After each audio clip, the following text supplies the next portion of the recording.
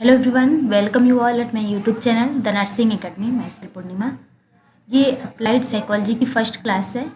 Applied psychology as a subject अगर आप GNM कर रहे हैं या बेसिक बीएससी नर्सिंग कर रहे हैं या फिर पोस्ट बेसिक बीएससी नर्सिंग या एमएससी नर्सिंग कर रहे हैं, आप सभी को as a subject as per revise syllabus सभी को पढ़ना है अप्लाइड साइकोलॉजी। सो यहाँ पर हम साइकोलॉजी में सभी इम्पॉर्टेंट टॉपिक्स कवर करने वाले हैं। जो इम्पोर्टेंट टॉपिक्स है सभी यहाँ पर हम क्लास लेंगे वन बाय वन। सो यहाँ पर हम यूनिट बाय यूनिट देखेंगे साइकोलॉजी की क्लास। आज हम स्टार्ट करेंगे फर्स्ट यूनिट से। सो फर्स्ट यूनिट है इंट्रोडक्शन ऑफ साइकोलॉजी, जिसमें क्या क्या हम कवर करेंगे। Introduction, meaning, definitions and development of psychology, जिसमें हम देखेंगे scope, branches and methods of psychology. इसके अलावा significance of psychology in nursing, ये सारे टॉपिक हम कवर करेंगे यूनिट फर्स्ट में। सो आज से हम फर्स्ट यूनिट स्टार्ट करेंगे, जिसमें आज बेसिकली हम देखेंगे इंट्रोडक्शन, मीनिंग एंड डेफिनेशंस। ये तीन चीज़ें आज हम देखेंगे, डिस्कस करेंगे। सो स्टार्ट करते हैं फर्स्ट इंट्रोडक्शन एंड मीनिंग से। Introduction and meaning of psychology. Psychology as a independent subject आज हम पढ़ रहे हैं। एक अलग से हमारा सब्जेक्ट होता है साइकोलॉजी, अप्लाइड साइकोलॉजी। पहले ऐसा नहीं था, पहले फ़िलॉसफी के अंतर्गत आता था। फ़िलॉसफी के अंतर्गत हम इसे पढ़ते थे। ये एक ऑफ स्प्रिंग था फ़िलॉसफी का, एक कह सकते हैं पार्ट था फ़िलॉसफी का, तो फ़िलॉसफी के अंदर पढ़ाया जाता था। बट अभी क्या है, अभी साइकोलॉजी एक अपने आप में एक अलग सब्जेक्ट है, इंडिपेंडेंट एंड पॉजिटिव साइंस बन गया है, जिसे हम बायोसोशल साइंस भी कहते हैं। सो अभी यह एक इंडिपेंडेंट सब्जेक्ट है, तो एज ए इंडिपेंडेंट सब्जेक्ट एक अलग से हम इसे पढ़ते हैं। तो साइकोलॉजी वर्ड से शुरू करते हैं। सबसे पहले साइकोलॉजी वर्ड दिया गया था रुडोल्फ गोखले के द्वारा, 1590 में दिया गया था। रुडोल्फ गोखले ने दिया था। उन्होंने सबसे फर्स्ट बुक लिखी थी साइकोलॉजी की, साइकोलॉजिया लिखा था इन्होंने, साइकोलॉजिया बुक लिखी थी, जिसमें ये टर्म यूज किया था इन्होंने साइकोलॉजी, तो वहीं से ये वर्ड आया है। सो फर्स्ट ये वर्ड साइकोलॉजी यूज किया गया था रुडोल्फ गोखले के द्वारा। यहाँ से हम देखते हैं the word psychology was used by Rudolf Gokhale in 1590 में यूज किया गया था। इन्होंने फर्स्ट बुक लिखी थी साइकोलॉजी की, first book of psychology Rudolf गोखले ने लिखा था, जिसमें इन्होंने टर्म यूज किया था साइकोलॉजी। बुक का क्या नाम था? साइकोलॉजिया।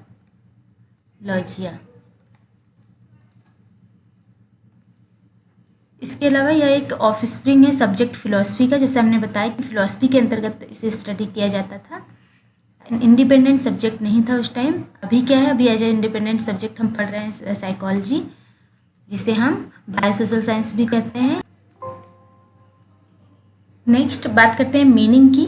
Psychology is derived from two Greek word. Psychology दो ग्रीक वर्ड से मिलकर बना है, साइकी एंड लोगोस, जिसमें साइकी एंड लोगोस दो ग्रीक वर्ड से मिलकर बना है। यहाँ पर साइकोलॉजी को अलग अलग साइंटिस्ट, अलग अलग फिलोसफर आए और उन्होंने साइकोलॉजी की मीनिंग अलग अलग बताई, साइकोलॉजी का डेफिनेशन अलग अलग दिया, जो कि टाइम टू टाइम चेंज होता रहा। तो सबसे पहले जो फिलोसफर आए थे एरिस्टोटल, उन्होंने साइकी एंड लोगोस की मीनिंग बताई, जिन्होंने दिया soul, psyche means soul and logos means study of. Means इन्होंने डेफिनेशन दिया, एरिस्टोटल ने डेफिनेशन दिया कि साइकी का मीनिंग होता है यहाँ पर सोल एंड लोगोस का मीनिंग होता है स्टडी ऑफ। तो यहाँ पर डेफिनेशन इन्होंने दिया, study of soul is called psychology. Study of soul, जिसे हम स्पिरिट भी कहते हैं, स्पिरिट या फिर आत्मा भी कह सकते हैं, मीन्स स्पिरिचुअल एक्टिविटी की स्टडी करना साइकोलॉजी होता है, ये एरिस्टोटल ने कहा। मीन्स एरिस्टोटल ने डेफिनेशन दिया कि spiritual nature of human kind की स्टडी करना साइकोलॉजी कहा जाता है इसे। बट कुछ टाइम के बाद एक दूसरे फिलोसफर आए, विलियम जेम्स। ये जो डेफिनेशन दिया गया वो टाइम टू टाइम चेंज होता रहा। जैसे कि स्टडी ऑफ सोल एरिस्टोटल ने दिया, इसके कुछ ईयर के बाद नए फिलोसफर आए, दूसरे फिलोसफर आए, जिन्होंने अपना नया डेफिनेशन दिया। और इसे रिप्लेस किया, इसे गलत साबित कर दिया गया, तो ये डिस्कार्ड कर दिया गया और नया डेफिनेशन दिया गया, नया डेफिनेशन को एक्सेप्ट किया गया। उसके बाद कुछ टाइम के बाद फिर दूसरे फिलोसफर आए, उन्होंने अपना डेफिनेशन दिया, तो इस तरह से ये डेफिनेशन जो है वो चेंज होता रहा। तो हम कुछ यहाँ पर देखेंगे कौन कौन से डेफिनेशन आए थे और अभी करंट में कौन सा डेफिनेशन चल रहा है, कौन सा डेफिनेशन एक्सेप्टेड है। तो यहाँ पर एरिस्टोटल ने सबसे पहला मीनिंग बताया यहाँ पर साइकी एंड लोगोस का, जिसमें साइकी मीन्स सोल मीन्स होता है स्पिरिट या फिर आत्मा कह सकते हैं, and logos means study of soul is called psychology. ये एरिस्टोटल के अकॉर्डिंग था, जिसे डिस्कार्ड कर दिया गया क्योंकि यहाँ पर विलियम जेम्स ने इसे गलत बता दिया और उन्होंने अपना न्यू डेफिनेशन दिया जिसमें सोल को इन्होंने रिप्लेस किया माइंड से। इन्होंने बताया कि study of mind is called psychology. Mind means यहाँ पर सिंपली हम कह सकते हैं मन।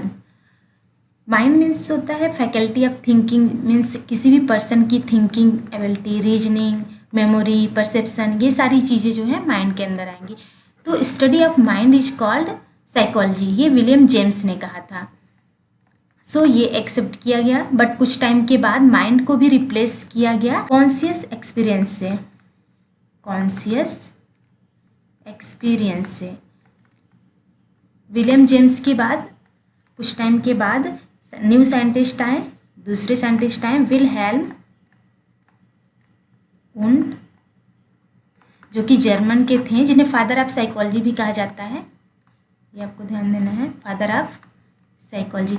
यहाँ से इंट्रोडक्शन से बेसिकली यहाँ पर मल्टीपल चॉइस क्वेश्चन बनते हैं, 1 मार्क्स के क्वेश्चन बनते हैं या फिर लॉन्ग टाइप क्वेश्चन भी आते हैं। तो ये चीज़ आपको ध्यान में रखना है। तो यहाँ से शॉर्ट क्वेश्चन मीन्स MCQs वगैरह पूछे जा सकते हैं, 1 मार्क्स के क्वेश्चन आते हैं, जिससे साइंटिस्ट का नेम पूछ दिया, फादर ऑफ साइकोलॉजी किसे कहा जाता है, ये सारी चीज़ें आ सकती हैं, तो ये आपको ध्यान देना है। तो विलहेल्म वुंड जर्मन के वैज्ञानिक थे, जर्मन के साइंटिस्ट थे, जिन्हें फादर ऑफ साइकोलॉजी कहा जाता है।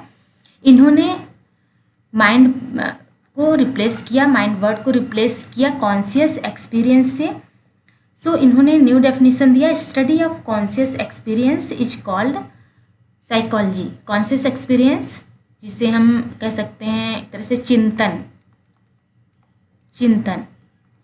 Means experience from surrounding activities. Surrounding में जो भी एक्टिविटीज़ हो रही है उसको देखकर जो भी एक्सपीरियंस कर रहा है पर्सन, उसकी स्टडी को साइकोलॉजी कहा जाता है। ये विलहेल्म वुंड ने कहा, मीन्स ये इंटरनल फीलिंग की स्टडी करना बोले। तो विलहेल्म वुंड के बाद कुछ टाइम के बाद फिर एक JB वॉटसन आए, JB वॉटसन साइंटिस्ट आए, फिलोसफर, जिन्होंने कॉन्शियस एक्सपीरियंस को रिप्लेस किया बिहेवियर से। मीन्स इन्होंने कहा study of human and animal behaviour is called psychology. ये JB वॉटसन ने कहा। मीन्स टाइम टू टाइम सबसे पहले एरिस्टोटल ने वर्ड दिया soul, means study of soul को साइकोलॉजी कहा। उसके कुछ टाइम के बाद विलियम जेम्स आए, विलियम जेम्स ने सोल को रिप्लेस किया माइंड से। Study of mind is called psychology, ये विलियम जेम्स ने दिया। After few year later Wilhelm Wundt, जिसे फादर ऑफ साइकोलॉजी भी कहा जाता है, जर्मन के वैज्ञानिक, इन्होंने माइंड को रिप्लेस किया कॉन्शियस एक्सपीरियंस से। सो इन्होंने नया डेफिनेशन दिया, study of conscious experiences of human is called psychology. सबसे लास्ट में JB वॉटसन आए, JB वॉटसन ने रिप्लेस किया कॉन्शियस एक्सपीरियंस को बिहेवियर से, means study of human and animal behaviour is called psychology. ये डेफिनेशन दिया JB वॉटसन ने। सो ये सभी डेफिनेशन लास्ट में डिस्कार्डेड हो गए, मीन्स डिस्कार्ड कर दिए गए। एक्सेप्टेड डेफिनेशन जो आया वो ह्यूमन एंड एनिमल की बिहेवियर की स्टडी करना साइकोलॉजी होता है। ये अभी तक डेफिनेशन चल रहा है। मीन्स करंट में जो डेफिनेशन है वो है systematic study of human and animal behaviour is called psychology.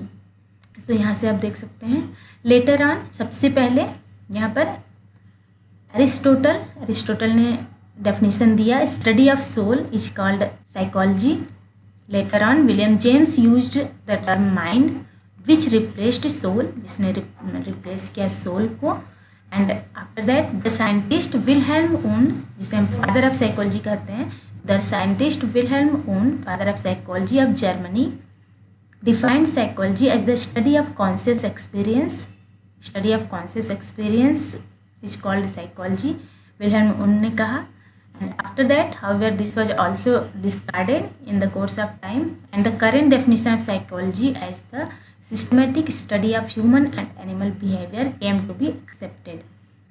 Study of human and animal behavior इसे एक्सेप्ट किया गया, जो कि जॉन बी वॉटसन के द्वारा दिया गया. यही करेंट डेफिनेशन है.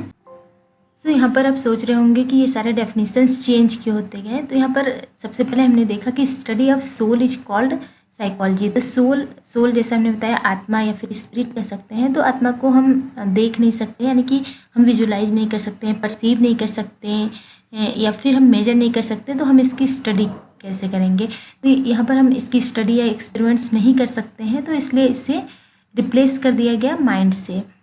सो यहाँ पर माइंड से रिप्लेस कर दिया गया, बट यहाँ पर माइंड के साथ भी सेम कंडीशन था. हम विजुलाइज नहीं कर सकते, परसीव नहीं कर सकते, या फिर हम कह सकते हैं कि अच्छे से हम स्टडी नहीं कर सकते. सो इससे भी डिस्कार्ड कर दिया गया. मीन्स स्टडी ऑफ माइंड को डेफिनेशन को भी डिस्कार्ड कर दिया गया.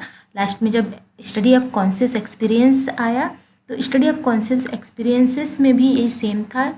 सेम इसमें भी इंटरनल फीलिंग्स की स्टडी करना था, और फिजिकल अपीयरेंस नहीं था इसमें भी कोई. सो इसे भी हम विजुलाइज नहीं कर सकते, परसीव नहीं कर सकते. तो इसकी भी स्टडी करना पॉसिबल नहीं था. हम स्टडी नहीं कर सकते, एक्सपेरिमेंट्स नहीं कर सकते कॉन्शियस एक्सपीरियंस की. सो ये डेफिनेशन भी डिस्कार्ड कर दिया गया. सो सबसे लास्ट में जो डेफिनेशन दिया गया था जे बी वॉटसन के द्वारा, systematic study of human and animal behaviour. तो यहाँ पर बिहेवियर को हम अच्छे से स्टडी कर सकते हैं, यानी कि ऑब्जर्व कर सकते हैं, क्योंकि बिहेवियर में एक्टिविटीज जो होती हैं वो हम देख के भी परसीव कर सकते हैं, ऑब्जर्व भी कर सकते हैं. उसमें covert, overt, conscious, unconscious, semi conscious सभी तरह की बिहेवियर आती हैं. तो सभी तरह की एक्टिविटीज जो होती हैं इसका हम सिस्टमैटिक स्टडी कर सकते हैं, एक्सपेरिमेंट्स कर सकते हैं. सो इसलिए यह डेफिनेशन जो था वो सबसे एक्सेप्टेबल लगा. बाकी सारे डेफिनेशन को डिस्कार्ड कर दिए गए. सो बाकी सारे डेफिनेशन डिस्कार्ड कर दिए गए, और ये सबसे ज़्यादा acceptable definition J B Watson के द्वारा दिया गया डेफिनेशन है, जिसमें था systematic study of human and animal behaviour. So current definition क्या है. The study of human and animal behaviour is called psychology, J B Watson के द्वारा दिया गया. सो यही सबसे एक्सेप्टेड जो अभी तक चला आ रहा है डेफिनेशन, वो यही है कि ह्यूमन एंड एनिमल की बिहेवियर की स्टडी करना ही साइकोलॉजी होता है. तो यहाँ पर हम बिहेवियर की स्टडी करेंगे. मीन्स बिहेवियर की स्टडी साइकोलॉजी होता है. तो यहाँ पर हम बिहेवियर देखेंगे, बिहेवियर होता क्या है जिसकी स्टडी साइकोलॉजी में की जा रही है. ह्यूमन एंड एनिमल दोनों के बिहेवियर की स्टडी करना है. तो बिहेवियर सबसे पहले पता होना चाहिए, बिहेवियर क्या होता है. तो यहाँ पर हम देखते हैं बिहेवियर क्या है. बिहेवियर लाइफ में जो भी चीज़ें हो रही हैं, जो भी मैनिफेस्टेशंस हो रहे हैं, जो भी एक्टिविटीज़ हो रही हैं, वो सभी बिहेवियर होती हैं. यहाँ पर इससे क्लियर होगा आपका. देखिए, any manifestation of life is activity and the behaviour is a collective name for these activities. Any manifestation of life, कोई भी मैनिफेस्टेशन हो लाइफ में जो भी चीज़ें हो रही हैं वो एक्टिविटी है, और बिहेवियर इसी एक्टिविटी के कलेक्टिव फॉर्म को बिहेवियर कहते हैं. Means behaviour is the collective name for these activities. जो भी एक्टिविटीज़ है उनका कलेक्टिव फॉर्म जो है वो बिहेवियर होता है. तो यहाँ पर अलग अलग टाइप्स की एक्टिविटीज़ होते हैं, जिसमें फर्स्ट जो एक्टिविटी होता है मोटर और कोनेटिव एक्टिविटीज़. इसमें बिहेवियर में सभी तरह के एक्टिविटीज़ आएंगे, जिसमें मोटर एंड कोनेटिव एक्टिविटीज़, जिसे हम कोनेटिव एक्टिविटीज़ भी कहते हैं, जिसमें फिजिकल एक्टिविटीज़ आती हैं. फिजिकल एक्टिविटी मीन्स फिजिकली जो भी एक्टिविटीज़ हम करते हैं, like walking, swimming, dancing, playing, जो भी फिजिकल एक्टिविटीज़ हम कर रहे हैं वो मोटर और कोग्निटिव एक्टिविटीज़ में आएंगे. And next cognitive activities. Cognitive activities क्या होता है? Cognitive activities means mindful activities, means जो हम ब्रेनफुल एक्टिविटीज़ कह सकते हैं या फिर इंटेलेक्चुअल एक्टिविटीज़ कह सकते हैं. मीन्स ब्रेनफुल एक्टिविटीज़ या intellectual activities of person, like thinking, reasoning, problem solving, memory, perception, ये सारी चीज़ें जो हैं वो कॉग्निटिव एक्टिविटीज़ में आएंगी, कॉग्निटिव बिहेवियर में आएंगे. And last affective activities. Affective activities name से जैसे यहाँ पे दिख रहा है, नेम से क्लियर होगा. अफेक्टिव जो चीज़ें अफेक्ट करती हैं, अफेक्ट करने वाली एक्टिविटीज़ मीन्स जैसे इंटरनल फीलिंग या फीलिंग से रिलेटेड होता है. मीन्स फीलिंग को अफेक्ट करती हैं, ऐसी activities like happiness, sadness, angry, ये सारी जो एक्टिविटीज़ होती हैं वो अफेक्टिव एक्टिविटीज़ के अंतर्गत आती हैं। तो यहाँ पर ये सभी एक्टिविटीज़ यानी कि motor, cognitive and affective activities, ये सभी एक्टिविटीज़ की स्टडी जो की जाती है वो बिहेवियर के अंतर्गत आता है। मीन्स ये सभी एक्टिविटीज़ जो होती हैं कलेक्टिव फॉर्म में से बिहेवियर कह सकते हैं, और ये बिहेवियर की स्टडी करना ही साइकोलॉजी होता है। तो यहाँ पर इसलिए हमने बिहेवियर को बताया थोड़ा सा, क्योंकि बिहेवियर आपको पता होगा तभी हम आगे साइकोलॉजी को समझ पाएंगे, क्योंकि psychology is all about study of behaviour, human और एनिमल दोनों की बात कर रहे हैं यहाँ पर। तो study of human and animal behaviour is called psychology. Motor और कॉग्निटिव एक्टिविटीज़ मीन्स जिसमें फिजिकल एक्टिविटीज़ आएंगे, फिजिकल एक्टिविटीज़ में walking, swimming, dancing, and cognitive activities में ब्रेनफुल या फिर इंटेलेक्चुअल एक्टिविटीज़ कह सकते हैं, जिसमें किसी भी पर्सन की thinking ability, reasoning, imagining, memory, perception, ये सारी चीज़ें, लर्निंग, ये सारी चीज़ें आएंगी, ये सारी एक्टिविटीज़ आएंगे। अफेक्टिव एक्टिविटी जो चीज़ें अफेक्ट करती हैं, लाइक फीलिंग से रिलेटेड, फीलिंग को अफेक्ट करती हैं, जैसे कि हैप्पीनेस, सैडनेस, एंग्री, ये सारी चीज़ें जो हैं, ये सारी एक्टिविटीज़ अफेक्टिव एक्टिविटीज़ में आएंगी। तो ये सभी बिहेवियर जो है ये सभी इंक्लूड्स रहते हैं बिहेवियर में। तो सभी तरह की एक्टिविटीज़ जो हैं उसका कलेक्टिव फॉर्म बिहेवियर होता है।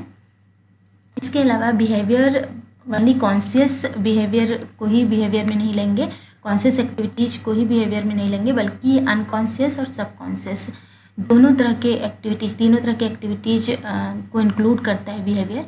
This behaviour includes not only the conscious behaviour and activities of human mind but also subconscious and unconscious.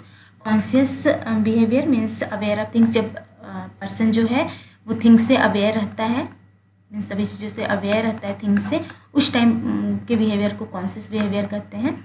और unconscious means unaware of things, ये आगे हम नेक्स्ट यूनिट में पढ़ेंगे। सेकेंड यूनिट में हम पढ़ेंगे conscious, unconscious and subconscious. Subconscious इन दोनों के बीच की कड़ी होती है, तो वहाँ पर हम डिटेल में पढ़ेंगे ये क्या होता है। इसके अलावा behaviour covers not only the overt behaviour but also the covered behaviour. यहाँ पर ओवर्ट और कवर्ड क्या है? ओवर्ट बिहेवियर जो हम देख सकते हैं बिहेवियर में झलकता है, जैसे कि वे ऑफ कम्युनिकेशन, कोई भी पर्सन है किस तरह से कम्युनिकेट कर रहा है, किस तरह से बात कर रहा है, किस तरह से उसका एक्सटर्नल जो अपीयरेंस है और एक्सटर्नल बिहेवियर जो शो कर रहा है, उसको देखकर जो हम पता करते हैं, जो हमें फील होता है बिहेवियर के बारे में, जो हम स्टडी कर पाते हैं, वो ओवर्ट बिहेवियर होता है। कवर्ड बिहेवियर जो इंटरनल होता है, मीन्स इसे हम देख नहीं सकते हैं, मीन्स अंदर माइंड में क्या चल रहा है पर्सन के, उसके थिंकिंग कैसी है, मीन्स कॉग्निटिव एक्सपीरियंस कैसा है पर्सन का, कॉग्निटिव एबिलिटी क्या है, इसके अलावा इनर एक्सपीरियंसेस क्या है पर्सन की, ये थॉट प्रोसेस, मेंटल प्रोसेस, ये सारी चीज़ें हम नहीं पता कर सकते हैं। तो ये सारी चीज़ें भी बिहेवियर के अंदर ही आता है। तो it covers not only the overt behaviour but also the covered behaviour involving all the inner experiences. देखिए यहाँ दिया है inner experiences and mental processes. Means इसमें ओवर्ट बिहेवियर तो होते ही हैं, ओवर्ट बिहेवियर को हम इंक्लूड करते हैं, मीन्स जो चीज़ें हमें दिखाई देती हैं, जो बाहर से हम एक्सपीरियंस कर पाते हैं। इसके अलावा जो किसी भी पर्सन की इनर एक्सपीरियंसेस होती हैं और मेंटल प्रोसेसेस होती हैं, उसे भी हम कवर करते हैं बिहेवियर के अंदर, उसकी भी स्टडी की जाती है। इन शॉर्ट हम कह सकते हैं term behaviour refers to the entire life activities and experiences of all the living organism. कोई भी लिविंग ऑर्गेनिज्म है उनकी इंटायर लाइफ एक्टिविटीज़ और एक्सपीरियंस जो है वो बिहेवियर के अंतर्गत आएंगी। मीन्स सभी तरह की एक्टिविटी, जो भी एक्टिविटीज़ हो रही हैं, जो भी एक्सपीरियंस हो रहा है किसी भी लिविंग ऑर्गेनिज्म की लाइफ में, वो सभी चीज़ें बिहेवियर के अंतर्गत आएंगी और बिहेवियर का स्टडी ही साइकोलॉजी कहा जाता है। तो यहाँ से क्लियर हो गया होगा आपको बिहेवियर क्या है। नेक्स्ट हम बात करते हैं डेफिनेशंस की। डेफिनेशंस यहाँ पे क्योंकि हमको एटलीस्ट 2 डेफिनेशन पता रहे, क्योंकि एग्जाम में जब भी आएगा आपको एटलीस्ट 2 डेफिनेशन आपको लिखना रहेगा। यहाँ पर हम इजी डेफिनेशन ही देखेंगे जो आपको अच्छे से समझ में आ जाए और अच्छे से आपको याद हो पाए, लर्न हो पाए। सो फर्स्ट डेफिनेशन देखते हैं, psychology is the science of human behaviour. Psychology क्या है? एक साइंस है ह्यूमन बिहेवियर का, ह्यूमन बिहेवियर का साइंस है, means science of human behaviour, जिसमें हम ह्यूमन बिहेवियर की स्टडी करते हैं। तो यहाँ पर आपको सेम टू सेम यही डेफिनेशन लिखना है। मीन्स अगर आप लिख रहे हैं किसी भी, जो भी आप साइकोलॉजिस्ट के द्वारा लिख रहे हैं, जो भी फिलोसफर के द्वारा लिख रहे हैं। ये गिवन बाई W.B. पिल्सबरी है, 1911 में इन्होंने दिया था। तो आपको यहाँ पर फिलोसफर का नेम भी मेंशन करना है, जिस भी फिलोसफर के द्वारा दिया गया है ये, या फिर साइकोलॉजिस्ट के द्वारा दिया गया है, उनका नेम आपको मेंशन करना है। और टू द एग्जैक्ट आपको सेम डेफिनेशन लिखना है, आपको कुछ भी इसमें अपना वर्ड नहीं इंक्लूड करना है, और सेंटेंस जो भी है चेंज नहीं करना है। तो यहाँ पर सेम टू सेम यही डेफिनेशन आपको लिखना है, जिस भी साइकोलॉजिस्ट के द्वारा दिया गया डेफिनेशन है आप लिख रहे हैं। तो psychology the science of human behaviour. Psychology क्या है? ह्यूमन बिहेवियर की साइंस है, means science of human behaviour है ये W.B. पिल्सबरी के द्वारा दिया गया था 1911 में। नेक्स्ट डेफिनेशन देखते हैं। Psychology is the investigation of human and animal behaviour and of the mental and physiological processes associated with the behaviour. Psychology क्या है? साइकोलॉजी इन्वेस्टिगेशन है ह्यूमन एंड एनिमल बिहेवियर का, और mental and physiological process behaviour से associated जो है उनका अध्ययन है। मीन्स साइकोलॉजी एक इन्वेस्टिगेशन है जिसमें ह्यूमन और एनिमल के बिहेवियर का अध्ययन करते हैं, और साथ ही साथ बिहेवियर से एसोसिएटेड जो भी मेंटल और फिजियोलॉजिकल प्रोसेस हो रहे हैं ह्यूमन एंड एनिमल बॉडी में, उनका भी अध्ययन हम करते हैं, उनका भी स्टडी करते हैं, इन्वेस्टिगेट करते हैं उन्हें। So psychology is the investigation of human and animal behaviour and of the mental and physiological processes associated with the behaviour. ये जैक्सन के द्वारा दिया गया है 1976 में। एक और डेफिनेशन देख लेते हैं। Psychology is the scientific study of mental process and behaviour. Psychology क्या है? एक साइंटिफिक स्टडी है, साइंटिफिक स्टडी है मेंटल प्रोसेस और बिहेवियर का, and mind and how it's work. It is the study of mind and how it work. ये mind की study है, और किस तरह से माइंड काम करता है इसकी भी स्टडी है, मीन्स साइंटिफिक स्टडी है। सो यहाँ पर हम कह सकते हैं psychology the scientific study of mental process and behaviour. It is the study of mind and how it works. ये given by Oxford American dictionary, ये ऑक्सफोर्ड अमेरिकन डिक्शनरी से लिया गया है। सो यहाँ पर डेफिनेशन है साइकोलॉजी क्या है? साइकोलॉजी द साइंटिफिक स्टडी है of mental process and behaviour, किसी भी पर्सन के मेंटल प्रोसेस का और बिहेवियर का। मीन्स यहाँ पर मतलब है एक्सटर्नल बिहेवियर जो दिख रहा है उसका भी, और जो इनर एक्सपीरियंसेस है, इनर फीलिंग्स है, मीन्स मेंटल प्रोसेस जो है, थिंकिंग, रीजनिंग एबिलिटी, ये सारी चीज़ें, इन सभी का साइंटिफिक स्टडी जो है वो साइकोलॉजी के अंतर्गत आएगा। तो यहाँ पर मेंटल प्रोसेस से मतलब यही है। So it is the scientific study of mental process and behaviour and is the study of mind, mind की study and how it works, और यह कैसे काम करता है। सो ये डिक्शनरी से लिया गया है, ऑक्सफोर्ड अमेरिकन डिक्शनरी। यहाँ पर हम 3 डेफिनेशन देखे हैं। इसके अलावा आपको जो भी डेफिनेशन आपको इजी लगे, आप किसी भी बुक से, किसी भी साइकोलॉजिस्ट के द्वारा डेफिनेशन दिया हुआ रहे, आप लर्न कर सकते हैं, आप तैयार कर सकते हैं अपना। बट आपको जब भी एग्जाम में क्वेश्चन आता है, आप डेफिनेशन लिखते हैं, एटलीस्ट 2 डेफिनेशन आपको लिखना है, और किसी भी साइकोलॉजिस्ट या फिलोसफर के द्वारा ही दिया हुआ होना चाहिए। आपको अपने वर्डिंग में नहीं लिखना है, अपने वर्डिंग में आप इंट्रोडक्शन, मीनिंग में लिख सकते हैं, बट डेफिनेशन आपको टू द पॉइंट आपको सेम वही लिखना है डेफिनेशन जो दिया गया है बुक में। सो आपको अलग अलग बुक में ढेर सारे आपको डेफिनेशंस मिलेंगे, आप कहीं से भी कोई भी डेफिनेशन तैयार कर सकते हैं जो भी आपको इजी लगे। सो यहाँ पर आज की क्लास में हमने देखा introduction, meaning and definition. Introduction जिसमें हमने देखा साइकोलॉजी वर्ड सबसे पहले किसके द्वारा दिया गया था। साइकोलॉजी वर्ड रुडोल्फ गोखले के द्वारा दिया गया था सबसे पहले, रुडोल्फ गोखले। इनकी फर्स्ट बुक ऑफ साइकोलॉजी की रुडोल्फ गोखले ने लिखी थी, जिसका नाम था साइकोलॉजिया। इसमें इन्होंने टर्म यूज किया था साइकोलॉजी, तो साइकोलॉजी वहीं से आया था, डिराइव हुआ था। और इसके बाद हमने देखा था मीनिंग क्या था? Psyche and logos. सो ये अलग अलग फिलोसफर के द्वारा इसकी मीनिंग जो दी गई वो चेंज होती गई टाइम टू टाइम। सबसे पहले यहाँ पर एक बार हम शॉर्ट में रिवाइज कर लेते हैं। अरिस्टोटल ने सबसे पहले सोल दिया, स्टडी ऑफ सोल को कहा साइकोलॉजी, मीन्स साइकोलॉजी को डिफाइन किया as study of soul. After few times William James आए, विलियम जेम्स ने सोल को रिप्लेस किया माइंड से। सो इन्होंने बताया study of mind is called psychology, but after few year later Wilhelm Wundt आए, जिन्हें हम फादर ऑफ साइकोलॉजी भी कहते हैं। तो इन्होंने साइकोलॉजी को डिफाइन किया, study of conscious experiences is called psychology. But इसको भी डिस्कार्ड कर दिया गया फ्यू टाइम लेटर जब जेबी वॉटसन ने अपना डेफिनेशन दिया, इसको रिप्लेस करके। जेबी वॉटसन ने क्या कहा, study of human and animal behaviour, इसको बिहेवियर। कॉन्शियस एक्सपीरियंस को इन्होंने रिप्लेस किया बिहेवियर से, मीन्स इन्होंने न्यू डेफिनेशन दिया, सिस्टमैटिक स्टडी ऑफ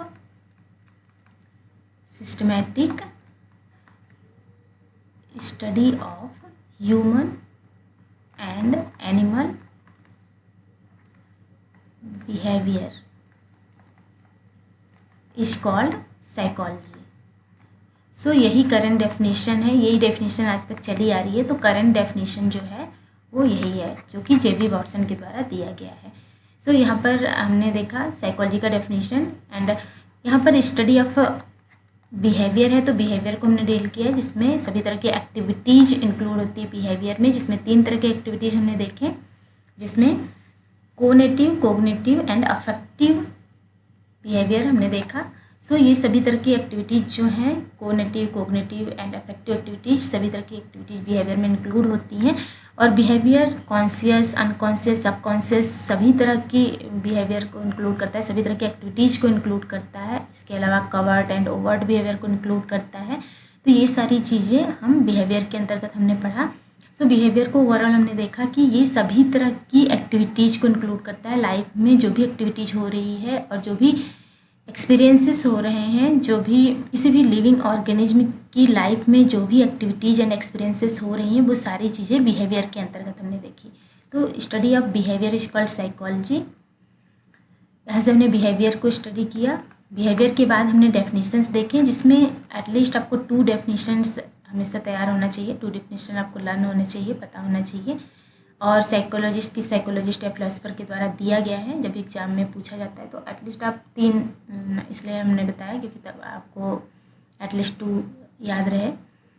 सो आपको to the point same definition आपको लिखना है। आप किसी भी साइकोलॉजिस्ट के द्वारा दिया गया डेफिनेशन लिख सकते हैं, जो भी आपको ईजी लगे और समझ में आए। सो यहाँ पर इंट्रोडक्शन, मीनिंग एंड डेफिनेशन आज की क्लास में हमने देखा। सो नेक्स्ट क्लास में हम देखेंगे scope and branches of psychology. की क्लास में आपको कोई भी क्वेरी हो आप कमेंट करके पूछ सकते हैं।